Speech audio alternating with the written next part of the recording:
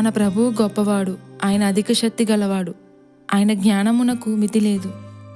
ఆయన తన అధిక బలము చేతను చాచిన బాహువు చేతను భూమి ఆకాశములను సృజించినవాడు. ఆయనకు అసాధ్యమైనదంటూ ఏదీ లేదు.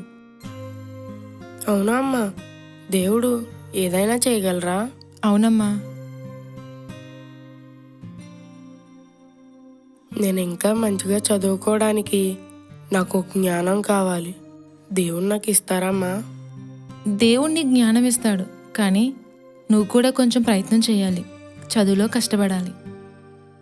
యాకోబు పత్రిక 1వ అధ్యాయం 5వ వచనం ఒకసారి చదువు.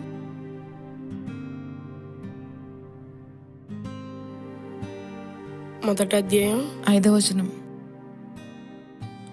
మీలో ఎవనికైనాను జ్ఞానము కొదువుగా ఉన్న ఎడల అతడు దేవుణ్ణి అడగవలెను, అప్పుడది అతనికి అనుగ్రహింపబడను.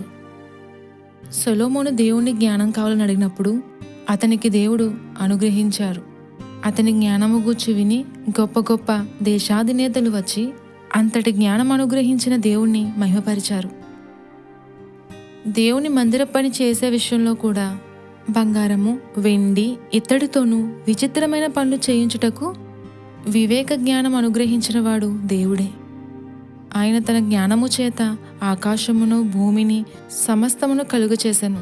పగటికి పగలు బోధ చేయుచున్నది, రాత్రికి రాత్రి జ్ఞానము తెలుపుచున్నది. కాబట్టి నీవు దీవించబడాలి, గొప్పవాడు కావాలంటే దేవుని జ్ఞానం చాలా అవసరం. అందుకే ప్రార్థిస్తూ జ్ఞానం కోసం దేవుణ్ణి అడగాలి. సరేనమ్మా, నేను ఎప్పుడూ జ్ఞానం కొరకు ప్రార్థన చేసుకోలేదు, దేవుణ్ణి అడగలేదు. ఇక నుంచి జ్ఞానం కోసం ప్రార్థన చేసుకుంటానమ్మా. సరేనన్నా.